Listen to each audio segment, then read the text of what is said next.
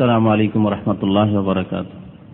إن الحمد لله نحمده ونستعينه ونستغفره ونعوذ بالله من شرور أنفسنا ومن سيئات أعمالنا. من يهده الله فلا مضل له ومن يضلله فلا هادي له، وأشهد أن لا إله إلا الله وحده لا شريك له، وأشهد أن محمدا عبده ورسوله صلى الله تعالى عليه وعلى آله وصحبه وسلم تسليما كثيرا.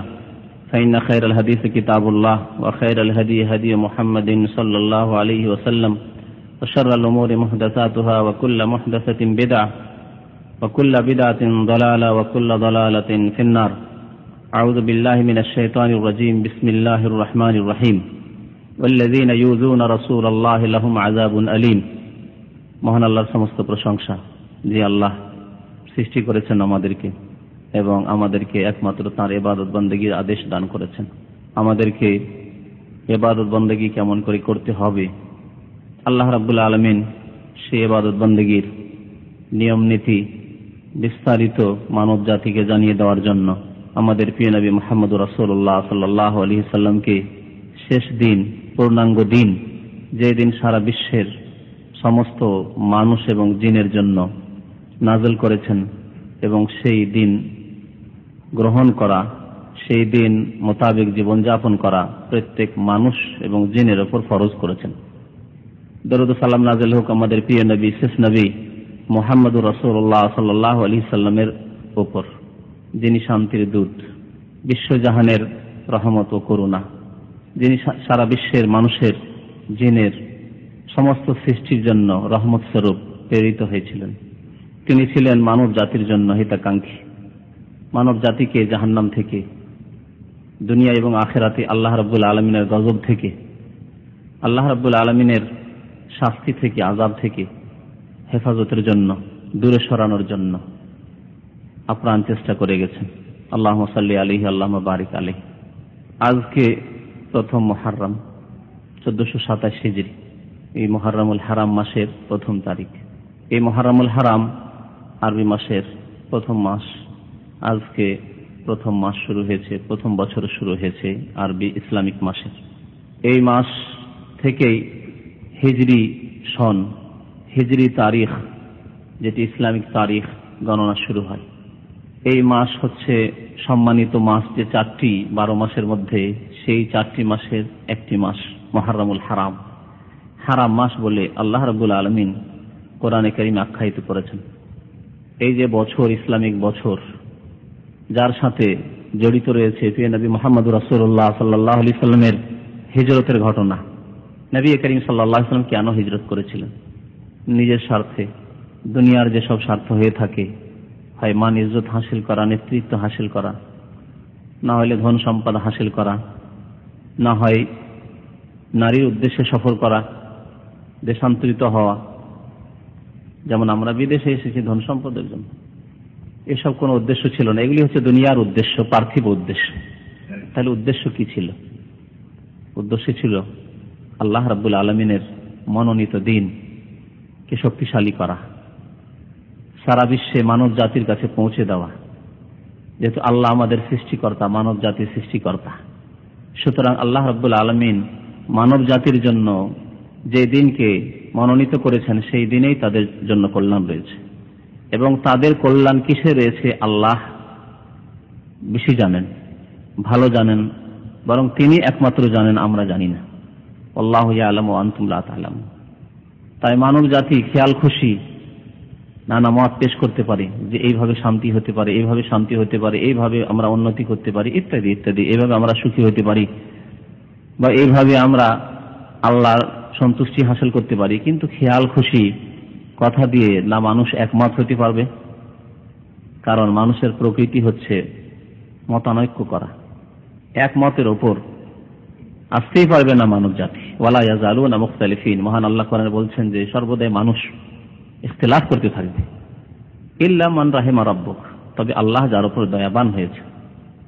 মানব জাতির জন্য কল্যাণ কিসে রয়েছে? আল্লাহ রাব্বুল আলামিনের সেই কল্যাণময় দিন, ইন্না দীনা ইনদাল্লাহিল ইসলাম। এই ইসলামকে মানব জাতি পর্যন্ত পৌঁছে দিয়েছেন প্রিয় নবী মুহাম্মদুর রাসূলুল্লাহ সাল্লাল্লাহু আলাইহি ওয়াসাল্লামের মাধ্যমে। সেই দিনকে মানব জাতি পর্যন্ত পৌঁছে দিয়ে মানুষকে অন্ধকার থেকে মানুষকে জাহান্নাম থেকে জাহান্নামের দিকে চলে গিয়েছিল। কুনতুম আলা শাফা হুফরাতিন মিনান নারি ফাআনকাযাকুম মিনহা। মহান আল্লাহ কোরআনে ইরশাদ করেছেন যে তোমরা জাহান্নামের তটে পৌঁছে গেছিলে, জাহান্নামের কিনারায় তোমরা পৌঁছে গেছিলে, জাহান্নামে নিমজ্জিত হতে যাচ্ছিলে। ফাআনকাযাকুম মিনহা, তোমাদেরকে আল্লাহ রাব্বুল আলামিন মুক্তি দান করলেন, রক্ষা করলেন, জাহান্নাম থেকে রক্ষা করলেন। এ নবী মুহাম্মদ রাসূলুল্লাহ সাল্লাল্লাহু আলাইহি সাল্লাম হিজরত করলেন এই উদ্দেশ্যে যে মক্কার লোকের দ্বারা সারা বিশ্বের মানুষকে জাহান্নাম থেকে যে রক্ষা করব তা করা যাচ্ছে না। নিরাশ হয়ে পড়লেন। আল্লাহর আদেশের অপেক্ষায় 1-2 করে 13 বছর কাটিয়ে দিলেন যে আল্লাহর আদেশ কি হচ্ছে। আল্লাহ রাব্বুল আলামিন আদেশ হলো যে হিজরত করে চলে যেতে হবে এমন এক জায়গায় যেখানকার পরিবেশ রয়েছে অনুকূলে, যেখানকার লোকেরা তোমার দাওয়াতে সাড়া দেবে এবং সারা বিশ্বের মানুষের কাছে যে সত্য দিন পৌঁছে দিতে হবে, এই কাজে তারা নিজের আত্মনিয়োগ করবে, এই খেদমতে তারা লেগে পড়বে। আনসার এবং মুহাজিরিন যারা এই খেদমতে লাগতে চায় তারা সেখানে এসে আশ্রয়স্থল খুঁজে পাবে। আল্লাহ রাব্বুল আলামিনের আদেশে নবী করিম সাল্লাল্লাহু আলাইহি ওয়াসাল্লাম হিজরত করলেন তাহলে আল্লাহর দ্বীনকে শক্তিশালী করার জন্য। দুনিয়ার যে গরজগুলি হয়ে থাকে সেই গরজগুলি পেশ করা হয়েছিল নবী করিম সাল্লাল্লাহু আলাইহি ওয়াসাল্লামের সামনে কাফেরদের পক্ষ থেকে। সুশ্রী নারীর কথা বলা হয়েছিল, মক্কার নেতৃত্ব বাদশাহীর কথা বলা হয়েছিল, রাজত্বের কথা বলা হয়েছিল। মাল্লাকনাক, তোমাকে বাদশাহ বানিয়ে দেব। ইন কুনতা তুরিদু মুলকান, তুমি যদি বাদশাহ হতে চাও, রাজা হতে চাও, তোমাকে রাজা বানিয়ে দেব। চাও কি তুমি? ইন কুনতা তুরিদু মালান, যদি ধন সম্পদ চাও, জামানা লাকা আমওয়ালান, তাহলে আমরা কালেকশন করছি, কত সম্পদ লাগে সোনা দানা দিয়ে তোমার ঘর বাড়ি সব ভর্তি করে দেব। তুমি যদি কোন সুন্দরী রমণী চাও, তাও ব্যবস্থা করব। দেখো তোমার কোনটা চয়েস হচ্ছে, মক্কায় ঘুরে ঘুরে দেখো তুমি, এবং তুমি চয়েস করো। আল্লাহু আকবার। কাফেররা এইসব প্রস্তাব পেশ করেছিল নবী করিম সাল্লাল্লাহু আলাইহি সাল্লামকে আল্লাহর দ্বীন থেকে বিরত রাখার জন্য, আল্লাহর দ্বীনের দাওয়াত থেকে মানব জাতি পর্যন্ত যে পৌঁছে দেবেন তিনি, এই ডিউটি নিয়ে, মিশন নিয়ে এসেছিলেন, সেখান থেকে ফিরিয়ে দেওয়ার জন্য। প্রিয় নবী মুহাম্মদ রাসূলুল্লাহ সাল্লাল্লাহু আলাইহি ওয়াসাল্লাম কি উত্তর দিয়েছিলেন? ওয়াল্লাহি, আল্লাহর কসম করে বলছি, লাউ ওয়াদাউল কামারা ফি ইয়াদিন ওয়াশ শামসা ফি ইয়াদিন, আমার যদি এক হাতে মক্কার লোকেরা, আরবের লোকেরা, কুরাইশরা, যেহেতু নেতৃত্বে ছিল কুরাইশরা, তার বংশের লোকেরা মক্কায়, এক হাতে যদি চাঁদ দিয়ে দেয় আর আরেক হাতে যদি সূর্য এনে দিয়ে দেয়, তাহলে সেই কাজ থেকে আমি বিরত থাকবো না, সেই কাজ আমি ছাড়বো না, যেই কাজের জন্য আল্লাহ রাব্বুল আলামিন আমাকে নিয়োজিত করেছেন, আমাকে নির্বাচিত করেছেন, মনোনীত করেছেন। কোথায় ধন সম্পদের কথা, কোথায় গদির কথা, মালিকানার কথা, বাদশাহীর কথা, এইসব কথা বলে তারা। চাঁদ আর সূর্য যদি হাতে পেয়ে যায়, তবু আমার এই কাজ ছাড়বো না। সাল্লাল্লাহু আলাইহি ওয়াসাল্লাম। এই কথাগুলি বলার উদ্দেশ্য হচ্ছে যে প্রিয় নবী মুহাম্মদুর রাসূলুল্লাহ সাল্লাল্লাহু আলাইহি ওয়াসাল্লাম সারা বিশ্বের জন্য রহমত হয়ে এসেছিলেন। নবী করিম সাল্লাল্লাহু আলাইহি ওয়াসাল্লামের ওই হাদিস থেকে আরো উপলব্ধি করতে পারি, ইরশাদ করেছেন নবী করিম সাল্লাল্লাহু আলাইহি ওয়াসাল্লাম, আমি যে প্রেরিত হয়েছি আমার উদাহরণ হচ্ছে কেমন, যে কোন জায়গায় আগুন জ্বলছে দাও দাও করে, আর সেই আগুনের পাশে অসংখ্য কীট পতঙ্গ সেগুলি ঝাঁপ দেওয়ার জন্য ঘোরাফেরা করছে, উড়তে রয়েছে ঝাঁপ দেওয়ার জন্য। আগুন জ্বললে ছোট ছোট কীট পতঙ্গ আগুনের কাছে দেখা যায় না, আমাদের দেশে বর্ষা বৃষ্টির সময় খুব বেশি দেখা যায়। লাইট থাকলে লাইট একেবারে ভর্তি, হাজার হাজার কীট পতঙ্গে, সে আগুনে জ্বলে যাওয়ার জন্য সেই কীট পতঙ্গে এসে হাজির। সারা বিশ্বের মানুষ এবং জিন কুফরি এবং শিরক, আল্লাহর সাথে সম্পর্কহীন হয়ে গিয়ে, পাপে লিপ্ত হয়ে গিয়ে এরা জাহান্নামের আগুনে নিজেকে নিক্ষেপ করার জন্য ঝাঁপিয়ে পড়েছে ওই কীট পতঙ্গের মতো। আর আমি তাদেরকে ধরে জবরদস্তি করে আপ্রাণ চেষ্টা করছি যে কোন রকম করে এদেরকে বাঁচানো যাক আল্লাহর আগুন থেকে, জাহান্নাম থেকে। সাল্লাল্লাহু আলাইহি ওয়াসাল্লাম। নবী করিম সাল্লাল্লাহু আলাইহি ওয়াসাল্লামের হক রয়েছে আমাদের উপর, সে হক আদায় করতে হবে। তার অধিকার, তার প্রাপ্য, তার হক সম্পর্ক উপলব্ধি করার জন্য এতটুকুই যথেষ্ট যে একজন মানুষ মুসলিম হওয়ার জন্য 2টি সাক্ষ্য দান করতে হবে। একটি হচ্ছে লা ইলাহা ইল্লাল্লাহ, সাক্ষ্য দান করছি, আশহাদু, সাক্ষ্য দান করছি যে আল্লাহ ছাড়া কেউ সত্য মাবুদ নেই। লা ইলাহা ইল্লাল্লাহ, আল্লাহ ছাড়া কেউ বারহাক সত্য মাবুদ নেই। আল্লাহ সত্য উপাস্য, আর সারা পৃথিবীতে আল্লাহ ছাড়া অন্য কোনো উপাস্য যদি থাকে সেগুলি বাতিল। যালিকা বিআন্নাল্লাহু আল হক ওয়া আন্না মা ইয়াদউনা মিন দুনিহিল বাতিল। আল্লাহ কোরআনে ইরশাদ করেছেন যে মহান আল্লাহ হচ্ছেন সত্য মাবুদ, বিআন্নাল্লাহু আল হক, তিনি সত্য। আর আল্লাহকে বাদ দিয়ে আল্লাহ ছাড়া অন্য অন্য উপাস্য যাদের উপাসনা করা হচ্ছে পৃথিবীতে, যেইভাবেই করুক না কেন মানুষ, কবর মাজারের আকারই করুক, দেবী দেবতার আকারই করুক, আর গাছ পাহাড় পর্বতের আকারেই করুক, আর গরু ছাগলের আকারেই করুক, আর সাপের আকারেই করুক না কেন, মা ইয়াদউনা মিন দুনিহি আল বাতিল, তা হচ্ছে বাতিল। লা ইলাহা ইল্লাল্লাহ শাহাদাত না দিলে, সাক্ষ্য না দান করলে কেউ মুসলিম হতে পারে না, আর কোনোদিন জান্নাত যেতে পারে না। দ্বিতীয় শাহাদা, দ্বিতীয় সাক্ষ্য হচ্ছে মুহাম্মাদুর রাসূলুল্লাহ, মুহাম্মদ সাল্লাল্লাহু আলাইহি ওয়াসাল্লাম আল্লাহর রাসূল। ওয়া আশহাদু আন্না মুহাম্মাদান আবদুহু ওয়া রাসূলুহু, মুহাম্মদ সাল্লাল্লাহু আলাইহি ওয়াসাল্লাম মের সাক্ষ্য দান করতে হবে। কিসের সাক্ষ্য? যে তিনি আল্লাহর বান্দা, আব্দ, মাবুদ নন তিনি। কারণ মাবুদ বলে সাক্ষ্য দান করলাম, কে মাবুদ, কে উপাস্য? আল্লাহ, লা ইলাহা ইল্লাল্লাহ। আর তার সাথে আব্দুল্লাহ বলার উদ্দেশ্য এমনটা না হয় যে প্রিয় নবী সাল্লাল্লাহু আলাইহি ওয়াসাল্লামকে বাড়াইতে বাড়াইতে গিয়ে তাকে উপাস্যে পরিণত করবে, মাবুদে পরিণত করবে না। তিনি মাবুদ নন। মাবুদ মানে উপাস্য, যার উপাসনা করা হয়। আর আবদ মানে উপাসনাকারী, ইবাদত বন্দেগী যিনি করেন। আবদুহু, তিনি আল্লাহর বান্দা, তার বহু অধিকার রয়েছে। আল্লাহ রাব্বুল আলামিন তাকে এমন মর্যাদা দান করেছেন যে তার বহু অধিকার রয়েছে মানুষের ওপর, জিনের ওপর, যাদের কাছে তিনি আল্লাহর দ্বীনকে পৌঁছিয়েছেন। কিন্তু তা সত্ত্বেও তিনিও একজন আল্লাহর বান্দা। তার সাথে সাথে রাসূল, আল্লাহর রাসূল, আল্লাহর দূত। আল্লাহ রাব্বুল আলামিনের আকাশের কথা তার মাধ্যমে মানব জাতি, জিন জাতি পর্যন্ত পৌঁছিয়েছে। সুতরাং রাসূলুল্লাহ সাল্লাল্লাহু আলাইহি ওয়াসাল্লামের হক সম্পর্কে উপলব্ধি করার জন্য এতটুকু যথেষ্ট যে আমরা মুসলিম হতে পারবো না, কোন ব্যক্তি মুক্তি পেতে পারে না, এমনকি লা ইলাহা ইল্লাল্লাহ বলে যারা এক আল্লাহ বিশ্বাসী নয়, মুশরিক, চিরকাল তো জাহান্নাম। যারা আল্লাহর উলুহিয়াত আর রুবুবিয়াত কে অস্বীকার করে, কাফের, চিরকাল জাহান্নাম। কিন্তু আল্লাহকে এক বলে স্বীকার করলো, আল্লাহ রুবুবিয়াত উলুহিয়াতকে স্বীকার করলো, আল্লাহর দাসত্বকে স্বীকার করলো, কিন্তু প্রিয় নবী মুহাম্মদ রাসূলুল্লাহ সাল্লাল্লাহু আলাইহি ওয়াসাল্লামের রিসালাতকে স্বীকার করলো না। যে না, আল্লাহর ইবাদত করব, কিন্তু আমি যেইভাবে পছন্দ করি, লাইক করি, সেইভাবে করব, অথবা আমি অন্য কোনো তরিকাই করব, আমি তাওরাত ইনজিল দিয়ে করব, বাইবেল দিয়ে করব, আল্লাহর ইবাদত করব, আমি শিরক করি না, আমি পৌত্তলিক নই, আমি অন্য কারো সামনে সিজদা করি না, একমাত্র আল্লাহকে সিজদা করি, কিন্তু আমি মুহাম্মদ সাল্লাল্লাহু আলাইহি সাল্লামের তরিকার সাথে সম্পর্কিত নই, স্বাধীন, আমি কাফের। কোনো পার্থক্য নেই একজন নাস্তিক, একজন মুশরিক, একজন কাফের, আর যে ব্যক্তি রিসালাতের কুফরি করলো, আল্লাহর উলুহিয়াতের সাথে যে কুফরি করলো, আর একজন রিসালাতের সাথে কুফরি করলো, দুইজন সমান, উভয়ই কাফের, উভয় চিরকাল জাহান্নামী, উভয় অমুসলিম। যদি কোন মুসলিমের দ্বারা এই কাজ হয়, উভয় মুরতাদ, মুশরিক মুরতাদ, নাস্তিক মুরতাদ। তেমনি যে ব্যক্তি প্রিয় নবী মুহাম্মদ রাসূলুল্লাহ সাল্লাল্লাহু আলাইহি ওয়াসাল্লামের রিসালাতকে অস্বীকার করে, সেই ব্যক্তি মুরতাদ, ইসলাম থেকে বহিষ্কৃত অমুসলিম। যদিও কলমা পড়ে, যদিও রোজা রাখে, যদিও নামাজ পড়ে, যদিও হজ যাকাত করে। প্রিয় নবী মুহাম্মদ রাসূলুল্লাহ সাল্লাল্লাহু আলাইহি ওয়াসাল্লামের অধিকার সম্পর্কে উপলব্ধি করার জন্য যথেষ্ট যে 5 ওয়াক্ত আযান দিতে হলে যেমন আশহাদু আল্লা ইলাহা ইল্লাল্লাহ না হলে আযান হয় না, আর হবে না, তেমনি আশহাদু আন্না মুহাম্মাদান রাসূলুল্লাহ না বললে আযান হবে না।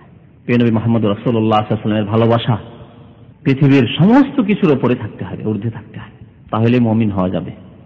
সহিহ বুখারী মুসলিমের হাদিস, প্রিয় নবী মুহাম্মদ রাসূলুল্লাহ সাল্লাল্লাহু আলাইহি ওয়াসাল্লাম ইরশাদ করেছেন, লা ইউমিনু আহাদুকুম হাত্তা আকুনা আহাব্বা ইলাইহি মিন ওয়ালিদিহি ওয়া ওয়ালাদিহি ওয়ান নাসি আজমাইন।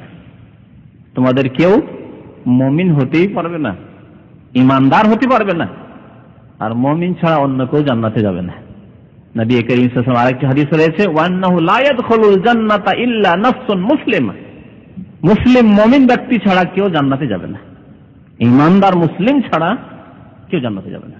আর নবী করিম সাল্লাল্লাহু আলাইহি ওয়াসাল্লাম কি বলছেন, লা ইউমিনু আহাদুকুম, তোমাদের কেউ মুমিন হতে পারবে না কতদিন পর্যন্ত, হাত্তা আকুন আহাব্বা ইলাইহি, যতক্ষণ পর্যন্ত আমি তার নিকট প্রিয় ব্যক্তি না হয়ে যাব, প্রিয় ব্যক্তি না হয়ে যাব, আমি তার প্রিয় পাত্র না হয়ে যাব, প্রিয়জন না হয়ে যাব, মিন ওয়ালিদিহি ওয়া ওয়ালাদিহি ওয়ান নাসি আজমাইন, মানুষের অত্যন্ত প্রিয়জন, ভালোবাসার পাত্র তার মাতা পিতা।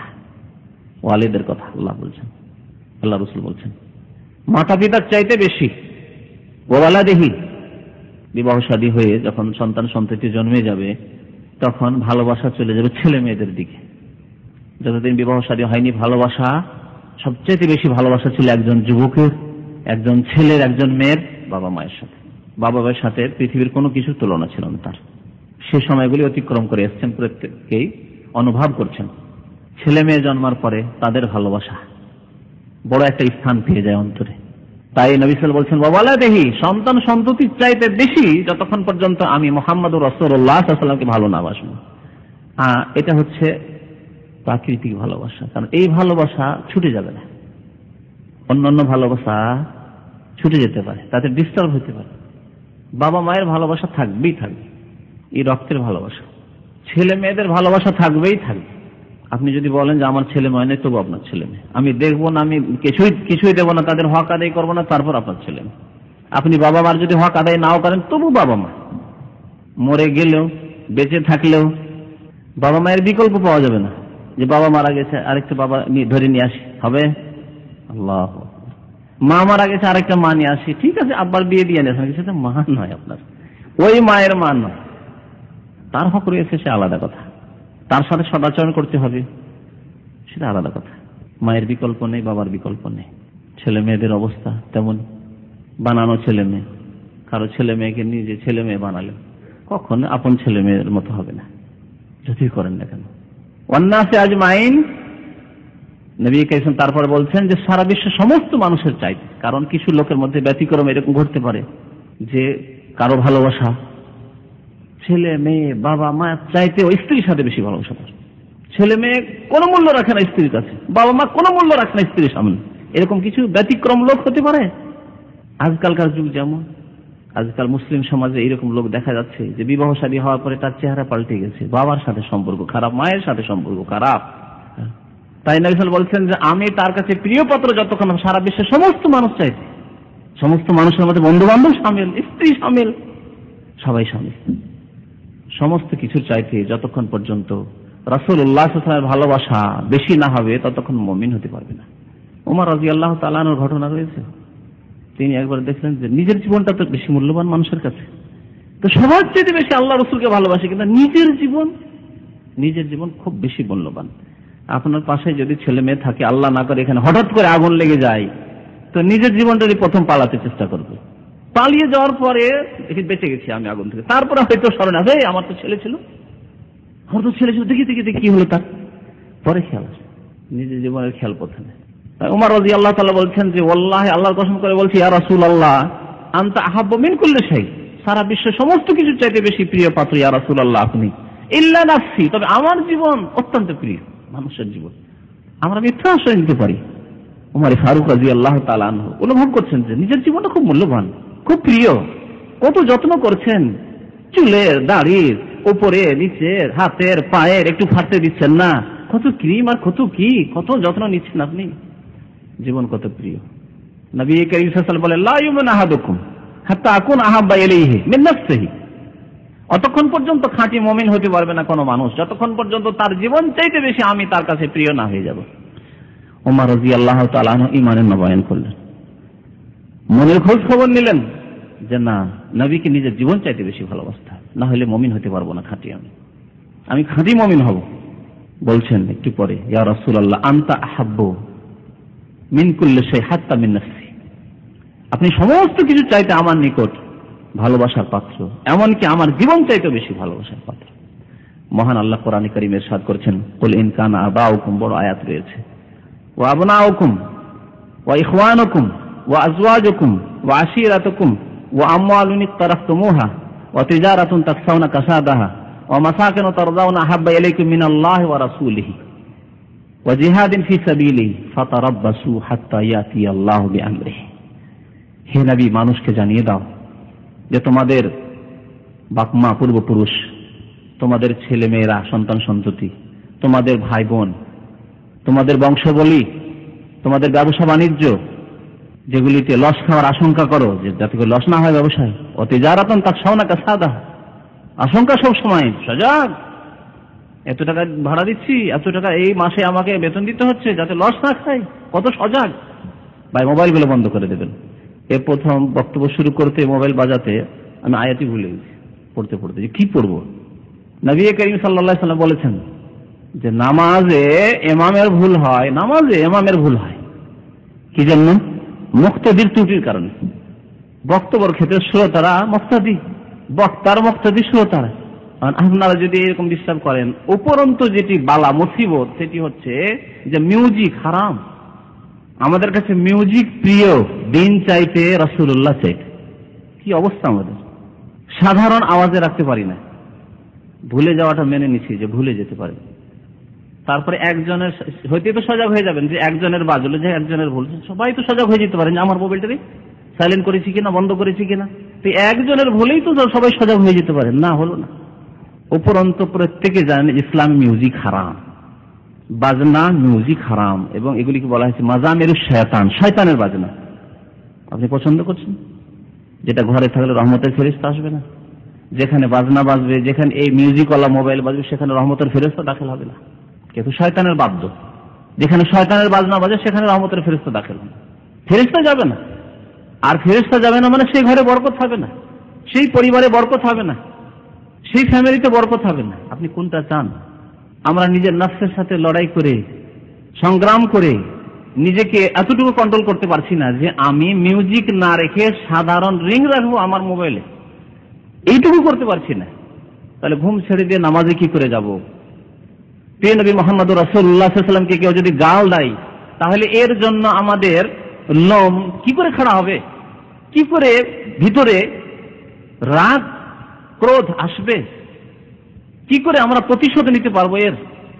এইরকম ঈমান কি করে জাগবে? দুনিয়াতে আর পাপে এমন ভাবে ডুবে আছি যে কি বলা যেতে পারে।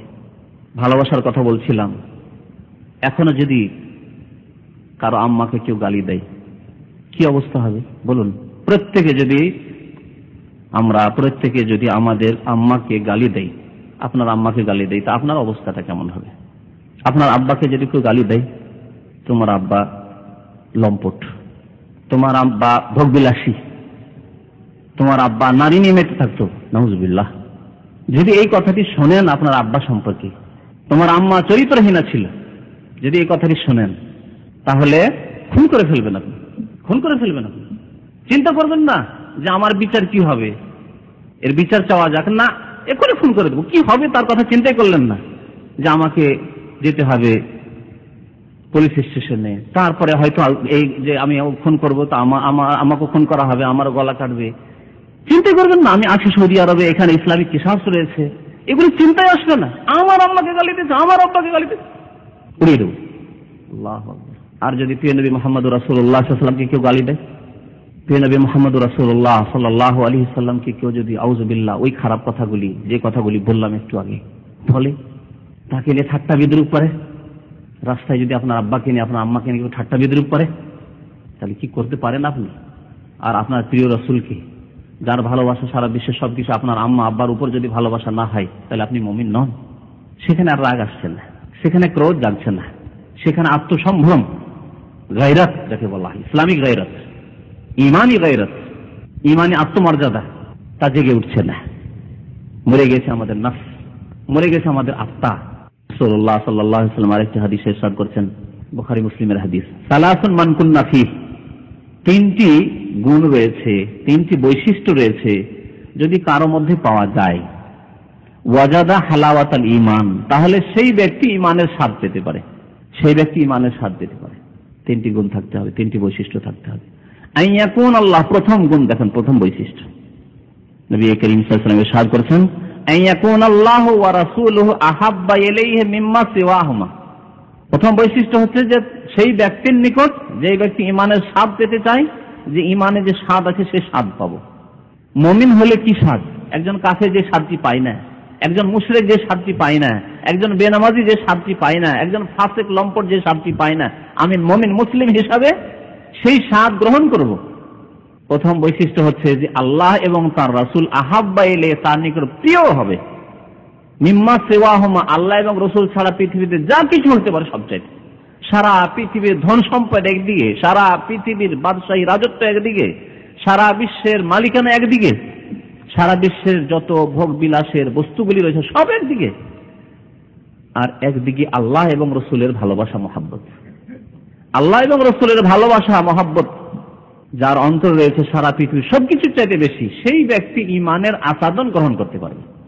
ওয়াজাদা হালাওয়াতাল ঈমান, তাহলে ইমানের যে হালুয়া রয়েছে সেই হালুয়া খেতে পারবে। তো আমাদের ভালোবাসা কোথায়? ভালোবাসার লক্ষণ থাকতে হবে, ভালোবাসার প্রমাণ থাকতে হবে। ভালোবাসার দাবি করলে হবে না। মৌসুমের সময় এসে কিছু বিদাত করলাম, কিছু এমন কাজ করলাম না আল্লাহ করতে বলেছেন না রাসূল করতে বলেছেন, আর নবীর ভালোবাসার দাবি করলাম। তো নবী করিম সাল্লাল্লাহু আলাইহি সাল্লামকে নিয়ে ছিনিমিনি খেলা করছে কাফেররা, আল্লাহর শত্রুরা, আল্লাহর দিনের শত্রুরা, মুসলিম জাহানের শত্রুরা। কোনো ভরক্ষেপ নেই, কোনো পরোয়া নেই। নবীর সাথে, নবীর নিয়ে আসা দিনের সাথে সম্পর্ক আমাদের এমন হয়েছে নামে মাত্র সম্পর্ক, ওই জাতীয়তার সম্পর্ক, বংশীয় গোত্রীয় সম্পর্ক। জাতিতে মুসলমান, পুরোপুরুষ মুসলমান, এই রকমের সম্পর্ক থেকে গেছে। শুধু নবী করিম সাল্লাল্লাহু আলাইহি সাল্লামের ভালোবাসার ফজিলত শুনুন। একজন সাহাবী নতুন মুসলমান এসে জিজ্ঞেস করছেন, মাতা সাআতু ইয়া রাসূলুল্লাহ, কিয়ামত কখন হবে? কিয়ামত কখন হবে জিজ্ঞেস করছেন। নবী করিম সাল্লাল্লাহু আলাইহি সাল্লাম বললেন যে ওমা আদাদতা লাহা, কিয়ামত সম্পর্কে জিজ্ঞেস করছো, কিয়ামত কখন হবে, হিসাব নিকাশ কখন হবে, পৃথিবী কখন ধ্বংস হবে, এইসব কথা জিজ্ঞেস করছো। ওমা আদাদতা লাহা, সেই কিয়ামতের দিনে যে তোমাকে যেসব বিষয়ের সম্মুখীন হতে হবে, হিসাব নিকাশ, মিজান, দাঁড়ি পাল্লায় তোমার নেকি বদির ওজন ইত্যাদি ইত্যাদি, পুল সিরাত, হাউজে কাউসার, শাফাআত, জান্নাত জাহান্নাম, সেই দিন একদিকে যাব, হয় জান্নাত না হয় জাহান্নাম। ওমা আদাদতা লাহা, তার জন্য কি প্রস্তুতি নিয়েছো? কোনো প্রস্তুতি আছে না শুধু জিজ্ঞাসা? ওমা আদাদতা লাহা, কেমন প্রস্তুতি তোমার, কি করো তুমি, কতটুকু তোমার আমল? তিনি বলছেন মা আদাদতুল্লাহা কাসীরা সিয়ামিন ওয়ালা সালাত, আমি কিয়ামতের দিবসের জন্য খুব বেশি নামাজের নেকির পাহাড় আর রোজার নেকির পাহাড় তো করতে পারিনি। তার মানে এই নয় যে নামাজ পড়তেন না, নামাজ পড়তেন, কিন্তু খুব বেশি নফল নামাজ নেই, আমার চাষতের নামাজ নেই, আমার তাহাজ্জুদের নামাজ হয়তো নেই, আমার বেশি নফল রোজা নেই, ফরজ সুন্নাত এগুলি পালন করি, ভিতর এতটুকু পালন করি, খুব বেশি নেই আমার আমল। ওয়ালাকিন্নী উহিব্বুল্লাহ ওয়া রাসূলাহ, তবে আমি আল্লাহ এবং তার রাসূলকে অন্তর থেকে ভালোবাসি। আল্লাহ এবং রাসূলকে ভালোবাসি। আল্লাহু আকবার। আল্লাহ রাসূলকে যে ভালোবাসে, ভালোবাসার মতো ভালোবাসে, শুধু কথাই নয়, অন্তর থেকে ভালোবাসে, কথাতেও ভালোবাসে আর কাজেও ভালোবাসে। সেই ভালোবাসা হচ্ছে ভালোবাসা, বাস্তবে প্রমাণ করে যে সত্যি সে রাসূলকে ভালোবাসে, আল্লাহ এবং তার রাসূলকে ভালোবাসে। ওয়ালাকিন্নী উহিব্বুল্লাহ ওয়া রাসূলাহ। নবী করিম সাল্লাল্লাহু আলাইহি ওয়াসাল্লাম বললেন যে তুমি যদি তোমার কথায়, তোমার দাবিতে সত্যবাদী হও, তাহলে আনতা মা মান আহবাবতা, তুমি যাকে ভালোবাসো তার সাথে কিয়ামতের দিন থাকবে ইনশাআল্লাহ। আনতা মা মান আহবাবতা। একজন সাহাবী এসে জিজ্ঞেস করছেন আরো একটি হাদিসে যে ইয়া রাসূলা আর রাজুল ইউহিব্বুল কওম, একজন মানুষ কিছু লোককে ভালোবাসে কিন্তু তার যুগ পায়নি। উদ্দেশ্য সেই সাহাবীর যে অনেক মুসলমান পরে আসবে যারা আপনাকে পাবে না, আপনার দিদার পাবে না, রাসূলের সাথে বসতে পাবে না, রাসূলের কাছ থেকে শিক্ষা নিতে পাবে না, রাসূলুল্লাহ সাল্লাল্লাহু আলাইহি ওয়াসাল্লামকে দেখে চোখকে ঠান্ডা করতে পাবে না, এই সুযোগ দেবেন না তাদেরকে আল্লাহ রাব্বুল আলামিন। তার আগে রাসূল বিদায় হয়ে যাবেন, ইন্তেকাল করে যাবেন। ইউহিব্বুল কওমা ওয়া লাম ইয়ালহাক বিহিম, ভালোবাসে তাদেরকে কিন্তু তাদের সাথে সাক্ষাৎ ঘটলো না। তাহলে এই ভালোবাসার প্রতিদান কিছু পাবে? নবী করিম সাল্লাল্লাহু আলাইহি ওয়াসাল্লাম বলছেন আল মারউ মা মান আহাব্বা, একটি কায়দা, মানে একটি নীতিমালা। মানুষ ওর সাথে থাকবে যাকে ভালোবাসে, যে মানুষ যাকে ভালোবাসে তার সাথে থাকবে। তাহলে কেউ যদি প্রিয় নবী মুহাম্মদ রাসূলুল্লাহ সাল্লাল্লাহু আলাইহি ওয়াসাল্লামকে ভালোবাসে, আবু বকরকে ভালোবাসে, ওমরকে ভালোবাসে, উসমানকে ভালোবাসে, আলীকে ভালোবাসে, বদরে 313 জন হাজির হয়েছেন তাদেরকে ভালোবাসে, ওহদের 700 জন সাহাবীকে ভালোবাসে, খন্দকের সাহাবাই কেরামদেরকে ভালোবাসে, হুদাইবিয়ার সন্ধে 1400 সাহাবাই কেরামদেরকে ভালোবাসে, 1,24,000-এর বেশি সাহাবাই কেরাম সাহাবিয়াতকে, উম্মাহাতুল মুমিনিনকে, আহলে বাইতকে, রাসূলুল্লাহ সাল্লাল্লাহু আলাইহি ওয়াসাল্লামের বংশধর মুসলিম মুমিনগণকে ভালোবাসে, সৎ লোকদেরকে যদি ভালোবাসে তাহলে তাদের সাথে থাকবে। আল মারউ মা মান আহাব্বা, যে ব্যক্তি যাকে ভালোবাসে তার সাথে উঠবে। আর কেউ যদি ভালোবাসে কাফেরকে, কাফের দেশের খাবারকে ভালোবাসে, কাফের দেশের ঘি লাগে তো কাফের দেশের ঘি খেতে হবে, কাফের দেশের মুরগি খেতে হবে, কাফের দেশের গোশত খেতে হবে, কাফের দেশের দুধ খেতে হবে, অথচ বিকল্প মুসলিম দেশে পাওয়া যাচ্ছে। অথবা সেগুলি না খেয়েও মুসলিম বেঁচে থাকতে পারবে, কাফের দেশের কাপড় না পরে মুসলিম দেশের কাপড় পরেও লজ্জাস্থান আবৃত করতে পারবে, তারপরও কাফের দেশের খাবার খাবে, কাফেরদের তৈরি করা জিনিসগুলি ব্যবহার করবে, ভক্ষণ করবে, পান করবে, কাফের দেশের জুস খাবে। আল্লাহু আকবার। তাহলে কাদেরকে ভালোবাসে না? কোন ভালোবাসার প্রমাণ দিল? এই হাদিসটি কি লাগান? আল মারউ মা মান আহাব্বা, যেই ব্যক্তি যাকে ভালোবাসে তাদের সাথে থাকবে। যারা কাফেরদেরকে ভালোবাসে, কাফেরদের সাহায্য করে, কাফেরদের সহযোগিতা করে, আর্থিক দিক থেকে হোক আর সামরিক দিক থেকে হোক, যেভাবে হোক না কেন কাফেরদের সাহায্য করে, তাদের সাথে থাকবে। কাফেরদের সাথে ভালোবাসা, কাফেরদের সাথে তার সিম্প্যাথি, তাদের সাথে উঠবে। আল্লাহ রাব্বুল আলামিন যেন আমাদের অন্তরে মহান আল্লাহর ভালোবাসা তৈরি করে দেন, মহান আল্লাহকে ভালোবাসার মতো যেন ভালোবাসার তৌফিক দান করেন, প্রিয় নবী মুহাম্মদ রাসূলুল্লাহ সাল্লাল্লাহু আলাইহি ওয়াসাল্লামকে ভালোবাসার মতো যেন ভালোবাসা আমাদের অন্তরে দান করেন। আল্লাহ রাব্বুল আলামিন আমাদেরকে আমাদের রাসূল সাল্লাল্লাহু আলাইহি ওয়াসাল্লামকে অন্তর থেকে ভালোবাসার, কাজে কর্মে ভালোবাসার প্রমাণ করার জন্য তৌফিক দান করেন। আকীদায় আমলে প্রিয় নবীর ভালোবাসা প্রমাণ করার জন্য তৌফিক দান করেন। আল্লাহ রাব্বুল আলামিন প্রিয় নবী মুহাম্মদ রাসূলুল্লাহ সাল্লাল্লাহু আলাইহি ওয়াসাল্লামের কাল কিয়ামতে হওজে কাউসার থেকে মাহরুম না করেন। ঘটনা শুনেছেন হয়তো, এবং আপনাদেরকে একটু বিস্তারিত শোনাবো, কারণ অনেকে জানেন না এই সম্পর্কে, পৃথিবীতে কি হচ্ছে খবর রাখেন না। মাস তিনেক আগে ডেনমার্ক, ইউরোপের একটি দেশ, এসব আল্লাহদ্রোহী দেশ, আল্লাহর দ্বীনের শত্রু দেশ, এদের কাজ হচ্ছে যা কোরআনে আল্লাহ বলেছেন। আল্লাহ রাব্বুল আলামিন কাফেরের প্রকৃতি সম্পর্কে ভালো করে জানেন। আল্লাহ কাফেরদের প্রকৃতির কথা কোরআনে যা বলেছেন চিরসত্য, যদিও বাহ্যিক তাদের কথায় দেখেন যে কথা তো খুব সুন্দর লাগে, কথা তো খুব সুন্দর লাগে, তাদের আচার আচরণ তো সুন্দর লাগে, এগুলি হচ্ছে কি? এগুলি হচ্ছে নাটক প্রদর্শনী, তাদের এগুলি হচ্ছে তাদের দেখানোর কিছু। আজকের দাঁতের মতো লম্বা লম্বা দাঁত, খাওয়ার দাঁত অন্য আর দেখাবার দাঁত অন্য। তো ইহুদি নাসারাদের, ইহুদি খ্রিস্টানদের হাতির দাঁতের মতো লম্বা দাঁত হচ্ছে তাদের বাহ্যিক আচার আচরণ। অনেকে ধোকা খেয়ে যায়, তাদের আচরণ খুব ভালো, good morning, good evening, how are you, তুমি কেমন আছো, হোয়াট ক্যান আই ডু, তোমার জন্য কি করতে পারি আমি, ধোকা খেয়ে যায়। বিশেষ করে যে সব মডার্ন মুসলিম, ইউরোপমুখী, আমেরিকামুখী, যারা কাফের দেশকে স্বর্গ মনে করে, আর সেই দেশে ছেলে মেয়েদেরকে জন্মাতে যাচ্ছে, জন্মাতে যায় যাতে করে গিয়ে আমার ছেলেটা মেয়েটা ন্যাশনালিটি পেয়ে যায়, ওখানে জন্ম দেওয়ার জন্য যাচ্ছে। গর্ভধারণ করেছে তখন ওই বাচ্চা পেটে নিয়েই যাচ্ছে মুসলিম দেশ, বাংলাদেশ, পাকিস্তান, ভারত, যেসব প্রাচ্য যেসব দেশে মুসলিম ঐতিহ্য রয়েছে সেসব দেশ ছেড়ে কাফের দেশে জন্মাতে যাচ্ছে বাচ্চা, যাতে করে ওই দুনিয়ার জান্নাতের, দাজ্জালের জান্নাতের ন্যাশনালিটি পাওয়া যায়। এসব দাজ্জালের জান্নাত। 3 মাস আগে সেই দেশে একটি পত্রিকা প্রতিযোগিতা ঘোষণা করলো কার্টুনের, আর সেই কার্টুন হবে প্রিয় নবী মুহাম্মদুর রাসূলুল্লাহ সাল্লাল্লাহু আলাইহি ওয়াসাল্লাম। মুহাম্মদ সাল্লাল্লাহু আলাইহি ওয়াসাল্লামের কার্টুন করবে তারা, যে কে কত সুন্দর কার্টুন করতে পারে মুহাম্মদ সাল্লাল্লাহু আলাইহি ওয়াসাল্লাম। বহু কার্টুন এসেছে, তার মধ্যে কয়েকটি কার্টুন, প্রায় 10-12টি কার্টুন দেওয়া হয়েছে সেই পত্রিকায়। আর সেই পত্রিকা আবার রিপ্রিন্ট করা হয়েছে নরওয়েতে গিয়ে, 2টি পত্রিকায়।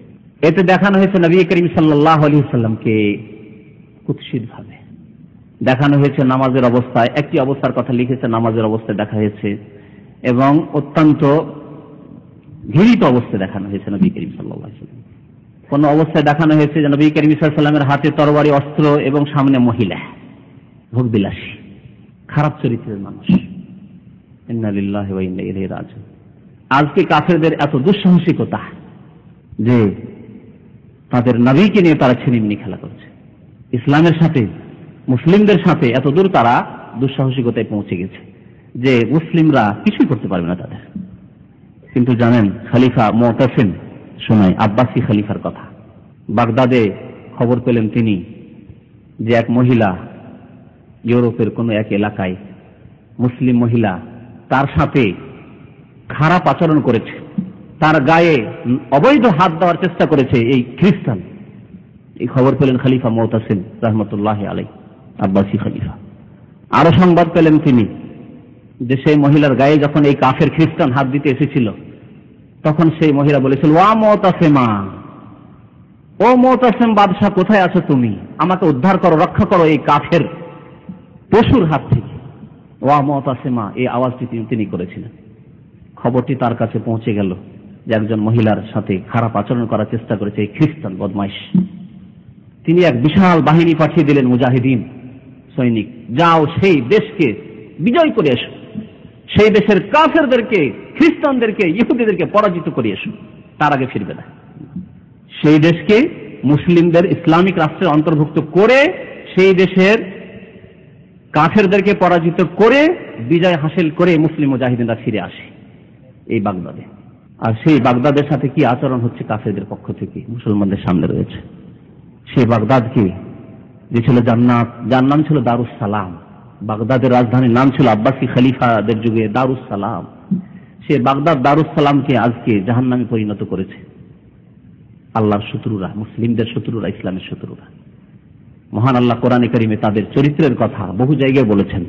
একটি জায়গায় ইরশাদ করেছেন, ওয়ালান তারদা আনকাল ইয়াহুদ ওয়ালান নাসারা হাত্তা তাত্তাবিআ মিল্লাতাহুম।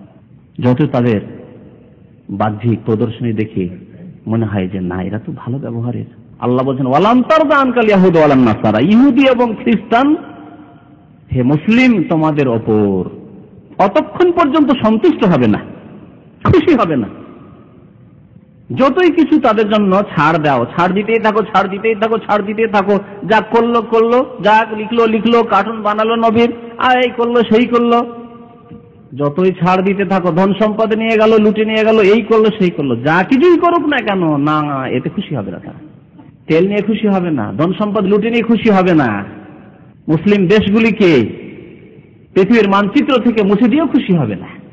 হাত্তা তাত্তাবিআ মিল্লাতাহুম, আল্লাহ কি বলছেন, যতক্ষণ পর্যন্ত তাদের বাতিল মতবাদের অনুসরণ না করবে, যতক্ষণ হে মুসলিম ইহুদিরা হয়ে যাবে, ইহুদি খুশি হবে না, যতক্ষণ খ্রিস্টান না হবে, খ্রিস্টান খুশি হবে না।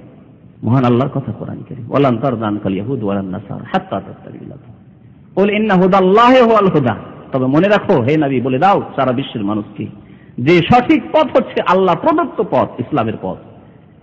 ইন্না হুদাল্লাহি হুয়াল হুদা ওয়ালাইন ইত্তাবাতা আহওয়াআহুম বাদা মা জাআকা মিনাল হক ইন্নাকা ইযাল লামিনাল যালিমিন।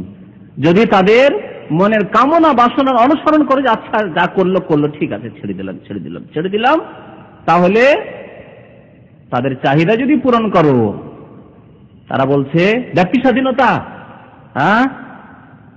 লিখার স্বাধীনতা, বাক স্বাধীনতা, প্রতিযোগিতার স্বাধীনতা, শয়তানি স্বাধীনতা, নারী স্বাধীনতা, সব স্বাধীনতা তাদের, যৌন স্বাধীনতা তাদের কাছে, পুরুষে বিয়ের স্বাধীনতা শয়তানদের, মহিলাতে বিবাহ, এগুলি স্বাধীনতা তাদের।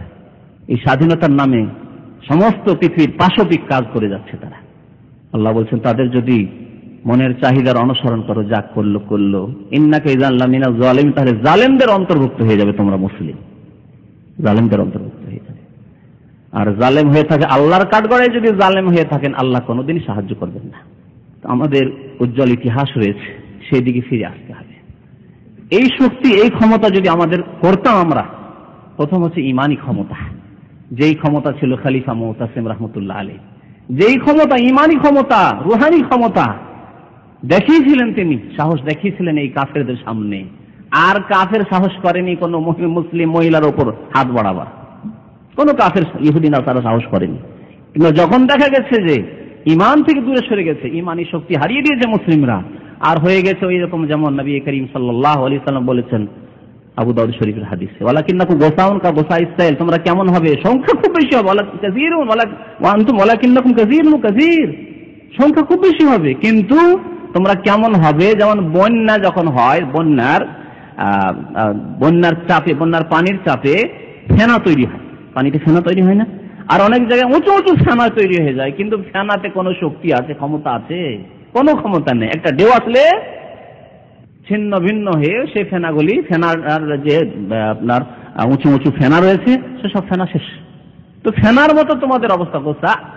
বা ময়লা আবর্জনা, বন্যার পানিতে ময়লা আবর্জনা, খড়কুটো অনেক কিছু ভেসে আসলো বিভিন্ন জায়গা থেকে, আর কোনো এক জায়গায় লেগে রয়েছে, কিন্তু পানির ধাক্কাতে এদিক থেকে ওই দিক, ওই দিক থেকে ওই দিক চলে যাচ্ছে।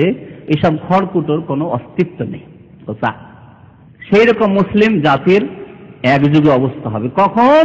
যখন তোমরা তারাকতুমুল জিহাদা ফি সাবিলিল্লাহ, মুতাসিন যে আল্লাহ রাস্তায় জিহাদ করে পরাজিত করেছে এই কাফেরদেরকে। এই জিহাদকে ভয় করে কাফের, ইহুদি নাসারা, আর অন্য কোনো কিছুকে ভয় করে না তারা। কোরআনের যে জিহাদের বিধান রয়েছে 5টি ফরজের পরে অনেক উলামায়ে কেরাম বলেছেন যে ইসলামের 6টি রুকন, যেমন ইমানের 6টি স্তম্ভ, তেমন ইসলামেরও 6টি স্তম্ভ। আর ষষ্ঠ হচ্ছে আল্লাহ রাস্তায় জিহাদ করা, কালেমা লা ইলাহা ইল্লাল্লাহ শাহাদাত দান করা, মুহাম্মদ রাসূল শাহাদাত দান করা, 5 ওয়াক্ত নামাজ পড়া, যাকাত দেওয়া, রোজা রাখা, বাইতুল্লাহ জীবনে হজ করা, আর জিহাদ করা। অনেক উলামায়ে কেরাম বলেছেন যে এটি হচ্ছে রুকনুস সাদিস মিন আরকানিল ইসলাম। এই যে ষষ্ঠ রুকনকে ভুলেই গেছি আমরা। কবর মাজার নিয়ে এক শ্রেণীর লোকেরা বসে গেছে, পীর মুরিদের ব্যবসা নিয়ে বসে গেছে, চিল্লার ব্যবসা নিয়ে বসে গেছে, গণতন্ত্রের রাজনীতি নিয়ে বসে গেছে। এ হচ্ছে মুসলিমদের সারা বিশ্বের চিত্র। কেউ কিছু নিয়ে বসে আছে, কেউ কোনো ব্যবসা নিয়ে বসে আছে, সব নিজের ব্যবসা নিয়ে খুলে বসে আছে। গণতন্ত্রের দোকান খুলে বসে আছে, চিল্লার দোকান খুলে বসে আছে, পীর মুরিদের দোকান খুলে বসে আছে, না হলে কবর মাজারের দোকান খুলে নিয়ে বসে আছে। আর জিহাদ ফি সাবিলিল্লাহর দোকান বন্ধ হয়ে গেছে, নেই। আর তারাকতুমুল জিহাদা ফি সাবিলিল্লাহ, যখন আল্লাহর রাস্তায় জিহাদ ছেড়ে দিল, সাল্লাল্লাহু আলাইহি ওয়াসাল্লাম, আল্লাহ তোমাদেরকে লাঞ্ছিত করে দিন, হাত্তা তারজিউ ইলা দীনিকুম, যতক্ষণ পর্যন্ত তোমরা দ্বীনের দিকে ফিরে না আসবে। নবী করিম সাল্লাল্লাহু আলাইহি ওয়াসাল্লামের কার্টুন পেশ করার সাহস করেছে এই খ্রিস্টানরা, ডেনমার্কের। আর এক কার্টুনে দেখানো হয়েছে নবী করিম সাল্লাল্লাহু আলাইহি ওয়াসাল্লামকে পাগড়ি মাথায় দিয়ে, আর উঁচু পাগড়িতে তিনি গোলা নিয়ে আছেন, গোলা বারুদ নিয়ে আছেন, আর সারা বিশ্বে তিনি সন্ত্রাসের শিক্ষা দিয়ে গেছেন, সন্ত্রাস সৃষ্টিকারী তিনি। ইন্না লিল্লাহি ওয়া ইন্না ইলাইহি রাজিউন। এতদূর পৌঁছে গেছে কাফেরদের দুঃসাহসিকতা আমাদের প্রিয় নবী মুহাম্মদুর রাসূলুল্লাহ সাল্লাল্লাহু আলাইহি ওয়াসাল্লাম সম্পর্কে, যা 1400 বছরের ইতিহাসে কোনোদিন এরকম কাফের সাহস হয়নি। আল্লাহ তোমাদেরকে লাঞ্ছিত করে দেবেন। নবী করিম সাল্লাল্লাহু আলাইহি ওয়াসাল্লাম বলছেন, হাত্তা তারজিউ ইলা দীনিকুম, যতক্ষণ পর্যন্ত তোমরা দ্বীনের দিকে না পৌঁছবে। একটু আগে বলেছিলাম যে আপনার আম্মা সম্পর্কে, আমার আম্মা সম্পর্কে, আব্বা সম্পর্কে, বোন সম্পর্কে, খালা সম্পর্কে যদি কেউ এইরকম কথা বলে, তাহলে আপনার রক্তের অবস্থা কেমন হবে? আর আপনার প্রিয় নবী মুহাম্মদুর রাসূলুল্লাহ সাল্লাল্লাহু আলাইহি ওয়াসাল্লাম, যার ভালোবাসা আপনার বোন, আপনার মা, আপনার খালা, আপনার ফুফু, আপনার আব্বা, আপনার ছেলে মেয়ে সবকিছু চাইতে বেশি হতে হবে।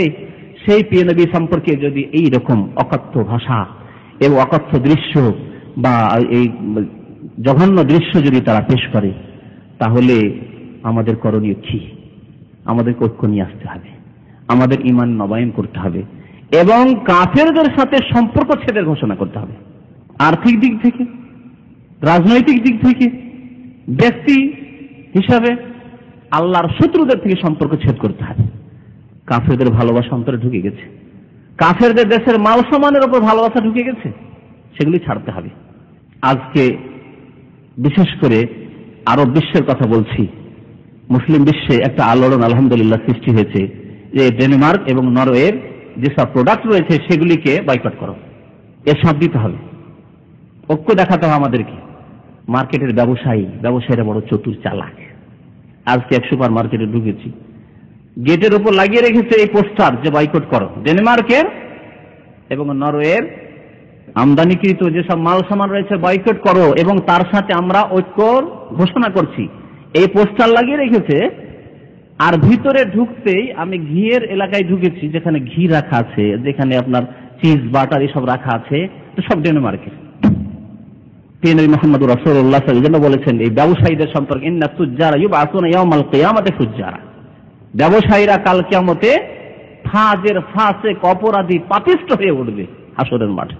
ইল্লা মান বাররা ওয়া সাদাক, তবে যে ব্যক্তি সত্যবাদী আর যে নেকির উদ্দেশ্যে ব্যবসা বাণিজ্য করবে, যে আমি হালাল খাবো, হালাল ব্যবসা করব, হালাল উপার্জন করব। কি ধোঁকাবাজি! বাইরে একটা পোস্টার লাগিয়ে দিয়ে আর ভিতরে কাফেরদের, এবং কাফেরদের মধ্যে যারা পশু চরিত্রের কাফের, যারা রহমতুল্লিল আলামিন, বিশ্বজাহানের জন্য রহমত স্বরূপ, এই কাফেরদের জন্য রহমত স্বরূপ এসেছিলেন। কত খ্রিস্টান, কত ইহুদি জাহান্নাম থেকে রক্ষা পেয়েছে নবী করিম সাল্লাল্লাহু আলাইহি ওয়াসাল্লামের রিসালাতের বরকতে। সেই নবী সম্পর্কে যাদের এই রকম কটূক্তি, তাদের ঠাট্টা এবং বিদ্রুপ, তাদের মাল সামানকে বয়কট করুন। মার্কেটে ঢুকবেন, দেখুন যে কোথাকার তৈরি আছে, বিকল্প আছে।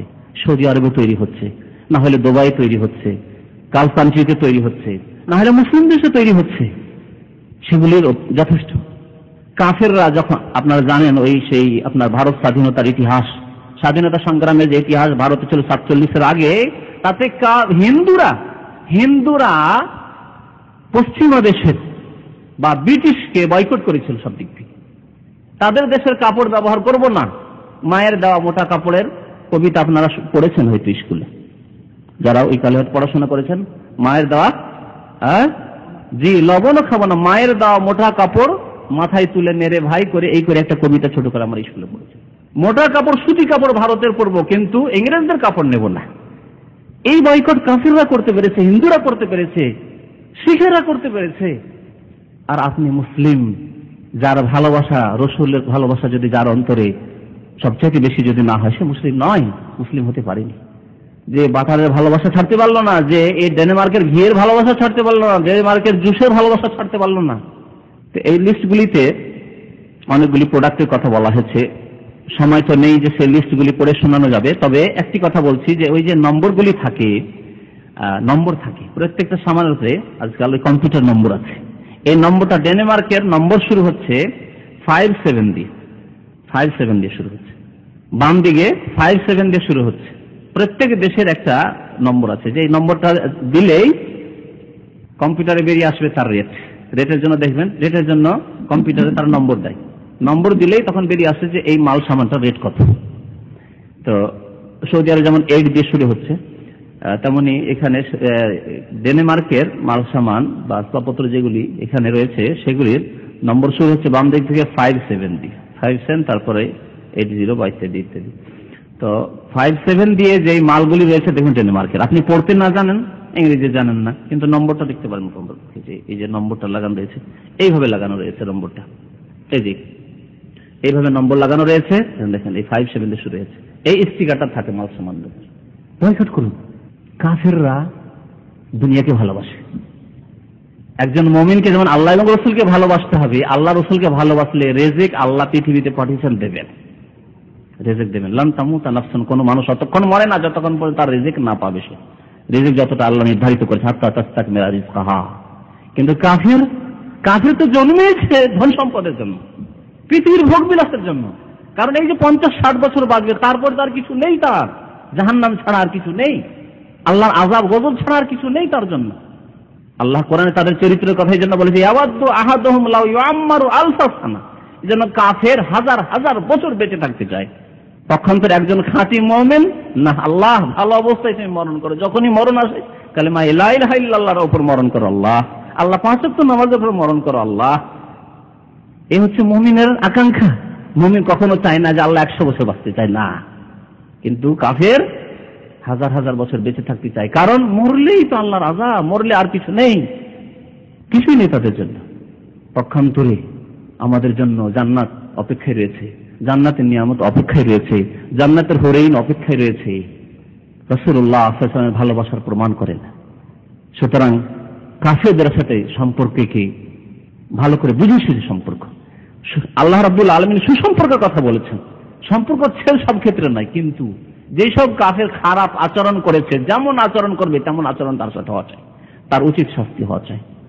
কাফের ধনকে ভালোবাসে, যখন তাদের অর্থনীতির ওপর আঘাত পড়বে, মার খাবে যখন অর্থনৈতিক ক্ষেত্রে, তখন কাফের কুকুরের মতো লেজটাকে মুড়ে নিয়ে তখন মুসলিমদের শরণাপন্ন হবে। তখন এই রকমের বেয়াদবি আর এই রকমের শয়তানি দুষ্টামি থেকে তারা বিরত থাকবে। এটা হচ্ছে প্রথম পদক্ষেপ। আর তার আগে নিজের ইমানটাকে নবেন, কারণ ইমানই যদি ঠিক না থাকে, তাহলে কি করে আপনি ওই সব জিনিস ছাড়বেন যেসব কাফের দেশে আসছে। কাফের দেশ থেকে আসলে না, মুসলিম দেশ থেকে আসলে সেসব কেন দেখবেন, যেখানে আপনার নামাজই নেই, যেখানে আপনার ইমান নেই, অন্তরে রসুলের ভালোবাসা নেই, দ্বীনের ভালোবাসা নেই, সাহাবায়ে কেরামদের ভালোবাসা নেই, আজওয়াজে মুতাহারাত উম্মাহাতুল মুমিনিন তাদের ভালোবাসা নেই অন্তরে, তাহলে কোথা থেকে হবে? সুতরাং ঈমান নবায়ন করতে হবে, নামাজের পাবন্দি করতে হবে, আল্লাহর কাছে দোয়া করতে হবে। দোয়া করতে কোনো শক্তি বাধা দিতে পারবে না। আল্লাহ তোমার দ্বীনকে জয়ী করো, কাফেরদেরকে ধ্বংস করো। কাফের জালেম যারা ইসলামকে মুছে দেওয়ার জন্য নবী করিম সাল্লাল্লাহু আলাইহি ওয়াসাল্লামের সাথে বেয়াদবি করে থাকে, তাদের তুমি উচিত শাস্তি দান করো, তাদের প্রতি গজব নাযিল করো। বলুন আমিন। আল্লাহ রাব্বুল আলামিনের কাছে দোয়া করুন, রাত্রে উঠে দোয়া করুন, 2 রাকাত নামাজ পড়ে তাহাজ্জুদ না পড়তে পারেন, আপনি আযান ইকামতের মাঝে দোয়া করুন, আপনি ইমাম সাহেবের সাথে দোয়া করুন, আপনি আপনার নফল সুন্নাত নামাজের সিজদায় লম্বা সিজদায় পড়ে আল্লাহর কাছে দোয়া করুন, আল্লাহ ওয়ানসুরনা আলাল কওমিল কাফিরিন, আল্লাহ কাফেরদের আমাদেরকে জয়ী করো, আল্লাহ তোমার দ্বীনকে জয়ী করো। আল্লাহ রাব্বুল আলামিনের কাছে বারবার করে দোয়া করুন। আল্লাহ রাব্বুল আলামিন মুমিনদের দোয়া শুনবেন। কোন মুমিনের দোয়া যে আল্লাহ রাব্বুল আলামিন শুনে নেন। সুতরাং প্রথম কাজ হচ্ছে আমাদের ঈমানকে সুন্দর করা। দ্বিতীয় কাজ হচ্ছে কাফেরদের সাথে সম্পর্ক যতটা আল্লাহ জায়েজ করেছেন ততটা রাখতে হবে। যারা আমাদের সাথে সম্পর্ক খারাপ করে তাদের প্রতিদান দিতে হবে। তাদের সাথে কমপক্ষে অর্থনৈতিক বয়কট করেন আপনি, অর্থনৈতিকভাবে তাদের জিনিসপত্র ছেড়ে দেন আপনি। এবং যারা সুসম্পর্ক রাখে তাদের সাথে সুসম্পর্ক রাখেন, কিন্তু ভালোবাসা নাই। কাফেরের ভালোবাসা আল্লাহ রাব্বুল আলামিন হারাম করেছেন। কাফেরের সাথে বন্ধুত্ব আল্লাহ রাব্বুল আলামিন হারাম করেছেন। যে যাকে ভালোবাসে তার সাথে কাল কিয়ামতে উঠবে। সুতরাং ওই দলে যেন শামিল না হয়ে যান যে দল কাফেরকে ভালোবাসে কাফের সাথে ওঠে, তাদের সাথে যেন শামিল না হন। আল্লাহ রাব্বুল আলামিন আমাদেরকে দ্বীন শেখার এবং দ্বীনের প্রতি আমল করার জন্য তৌফিক দান করেন। আল্লাহ রাব্বুল আলামিন আমাদের গুনাহ খাতা যেন মাফ করে দেন। আল্লাহ রাব্বুল আলামিন আমাদের নেক আমলের জন্য তৌফিক দান করেন। আমাদের এক ভাই ইসলামিক সেন্টার থাকেন, ইউনুস ভাই, তার আব্বা মারা গেছে গত 2 দিন আগে। তার আব্বার জন্য একটু দোয়া তিনি চেয়েছেন, বিশেষভাবে দোয়া করেন। আল্লাহ রাব্বুল আলামিন তার আব্বাকে যেন জান্নাতুল ফিরদাউস দান করেন, তার গুনাহ খাতা যেন মাফ করে দেন। আল্লাহ তার কবরে আযাব যদি থাকে তো তা যেন মাফ করে দেন, দূর করে দেন। আল্লাহ তার কবরকে যেন জান্নাতের বাগান রূপে করে দেন। আল্লাহ রাব্বুল আলামিন তাকে যেন উচ্চ মর্যাদা দান করেন। আমিন ইয়া রাব্বাল আলামিন। এবং তার আত্মীয় স্বজনদের তাদেরকে যেন সান্ত্বনা সবর দান করেন। আমিন। সাল্লাল্লাহু আলা নবিয়িনা মুহাম্মদ ওয়া আলা আলিহি ওয়া সাহবিহি আজমাইন।